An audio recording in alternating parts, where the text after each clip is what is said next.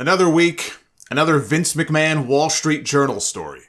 Headline: WWE's Vince McMahon settles with ex-wrestling referee who accused him of rape. Just the type of headline I'm sure the company was looking for. The story says that McMahon has agreed to a multi-million-dollar settlement with Rita Chatterton, the former referee who accused him of raping her in the back of his limousine in 1986. She was actually their first female referee. The deal was completed last month to avert a public legal fight over her allegations as he pursues a sale of the company. Maybe he sold her the company. Who knows? Wouldn't that be something? Rita doesn't want any money. She wants the company. Chatterton had been asking for a little under $12 million in damages for the incident. She agreed to a lesser amount. We don't know what that is, though. The Journal could not determine the exact figure. McMahon denies ever raping her, and according to his lawyer, Jerry McDevitt, he only settled to avoid the cost of litigation. Yes, I'm sure that's the only reason he settled.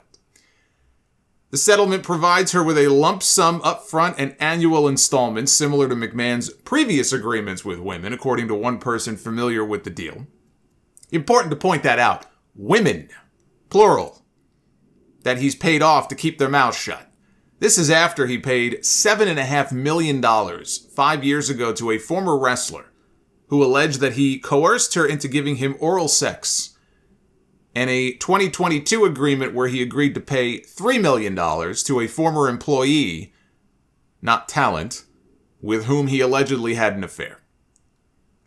Chatterton's story has been consistent since the very first time she went public with this in 1992. And even earlier than that, because she confided privately in a few people right after the incident supposedly happened. I know Mario Mancini has come forward to corroborate her story. He was on the roster at the time. So he paid her off last month before he even came back to the company.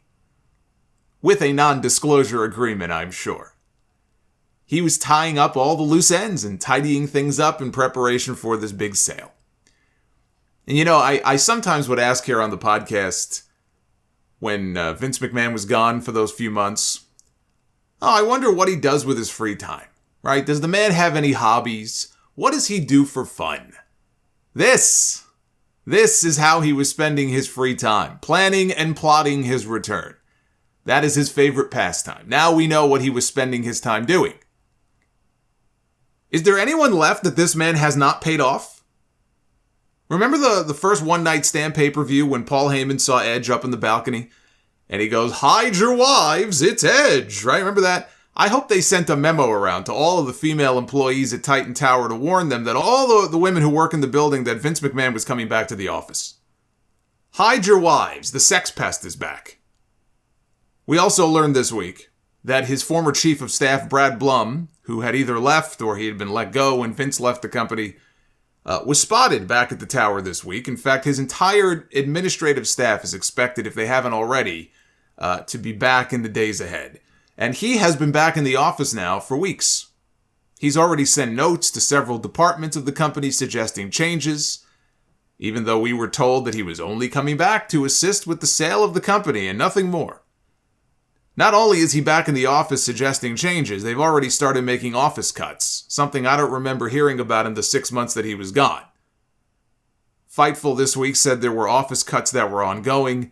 Adam Hopkins is a name that was in the news this week. He was their vice president of communications. He had worked for the company since 1997, got his start working in the fan services department. Over 25 years of service in that company, he is gone. Everybody internally was said to be shocked by the news. A lot of wrestlers tweeted out their shock and dismay. It was a big topic of conversation per Fightful backstage at the SmackDown show on Friday night. He handled a lot of the company's media requests over the years. He was credited with reopening the lines of communication between the company and the wrestling media. He was said to be very close with Triple H, and you would hear him, his name would be mentioned at the beginning of a lot of those media calls that Triple H used to do. Now Shawn Michaels does them. One person in the company who was shocked by the news told PW Insider that it would be the equivalent of learning that Howard Finkel, if he were still alive, that Howard Finkel was leaving the company. The company gave no reason for his exit. Joe Villa, Another longtime WWE employee in their media and communications department who was let go 2 years ago after spending 16 years with WWE tweeted about the Hopkins news and said, "Adam is one of my best friends, period. He literally dedicated his life to WWE. There was no task too big or too small for him. He is a genuine person who cared so much for the company, co-workers, talent, and press. WWE management is heartless and soulless. They don't deserve an Adam."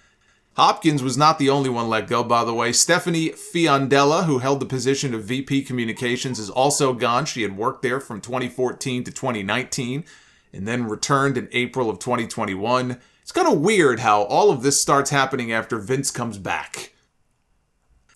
There was funny chatter last week about Tony Khan and his father possibly being interested in buying WWE or merging it with AEW, which is laughable. As I said, Vince McMahon would just as soon sell his company to Genghis Khan than he would Tony Khan. But Tony Khan was asked about it on the Maggie and Perloff show.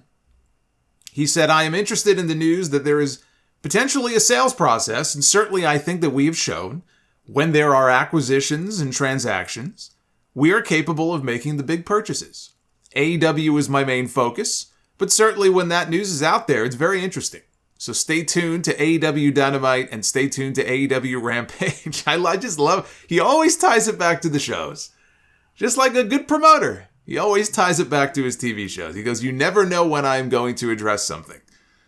So I guess the next time we hear about a major Tony Khan announcement on television, it could very well be that he has purchased WWE. He said it's very preliminary to talk about that process. If there is a process there, which it sounds like there may be, I am interested in being a part of it.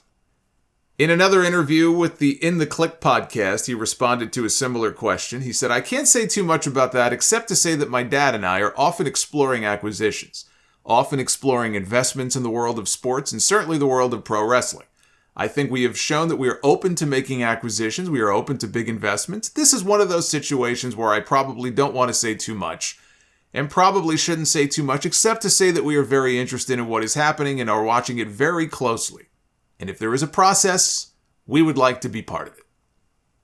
I would not be getting my hopes up for WWAEW. Triple H hosted yet another backstage talent meeting. First it was with the SmackDown roster 2 weeks ago, then it was the Raw roster last Monday to assure them that he is still very much in charge of creative and that the Irish Sea Monster is only back to help in a possible sale of the company.